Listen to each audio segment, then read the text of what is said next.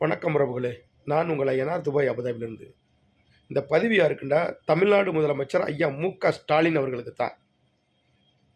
என்ன ஒன்றா, இப்போ மதுரை அமனியாபுரம் ஜல்லிக்கட்டில் ஒரு மாடுபிடி வீரர் இறந்து போயிட்டாப்புல, மாடு குத்தி.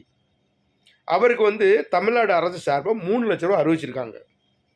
நான் என்ன கேட்குறேன்னா, கள்ளச்சாராயம் குடிச்சிட்டு செத்து போனவனுக்கெல்லாம் 10 லட்ச ரூபா கொடுத்தீங்க. இப்போ கொஞ்ச நாளைக்கு முன்னாடி செஸ் விளையாட்டு போட்டியில் ஜெயிச்சார் பாருங்க, அவருக்கு 5 கோடி ரூபா கொடுத்தீங்க பரிசா.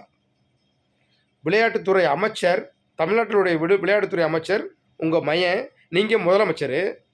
இப்போ தமிழ்நாட்டில் இருக்க விளையாட்டு வீரர்களுக்கு எல்லாமே சரிசமமாக கொடுக்கணும்ல, அதுதானே நியாயம்.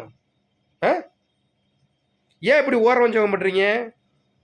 ஒருத்தருக்கு 3 லட்ச ரூபா, ஒருத்தருக்கு 10 லட்ச ரூபா, ஒருத்தருக்கு 5 கோடி ரூபா. ஏங்க அப்படி பண்ணுறீங்க?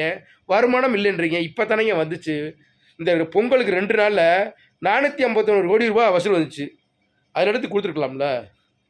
அந்த ஏழை எளிய மக்கள், அந்த குடும்பம் கொஞ்சமாச்சும் ஏதாச்சும் ஒரு குடும்பம் பொழப்ப பார்ப்பாங்கல்ல. வருமானம் வருது இல்லைங்கய்யா, ஒயின் ஷாப்பில் வருமானம் வருது. அந்த வருமானத்தில் எடுத்து ஒரு 10 லட்ச ரூபா அந்த மாடுபிடி வீரனுக்கு அந்த குடும்பத்துக்கு கொடுத்தீங்கன்னா, ஏதோ அவங்க அந்த குடும்பத்தில் இருக்கிறவங்க ஒரு பொழப்ப பார்த்து பொழைச்சிக்கிடுவாங்க, பிள்ளை குட்டியில் படிக்க வைப்பாங்க, ஏதோ ஒரு பொழப்பாங்கள்ல. அந்த மாதிரி உதவி செய்யணுங்கய்யா.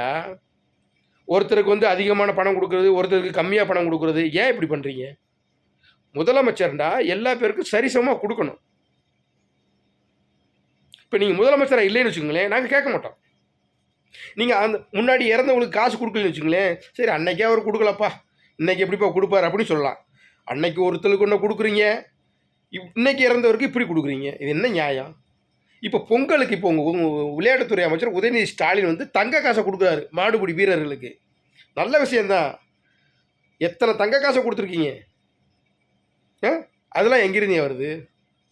அது மாதிரி தாங்க. அதோ செலவோட செலவாக இந்த ஒரு 10 லட்ச ரூபா கொடுத்தீங்கன்னா அந்த குடும்பம் கொஞ்சம் நல்லா வாழும்ல. விளையாட்டு வீரர்களை ஊக்கப்படுத்தணும்னா இந்த மாதிரி எல்லாருக்கும் சரிசமமாக கொடுங்கய்யா. அதான் நியாயம்.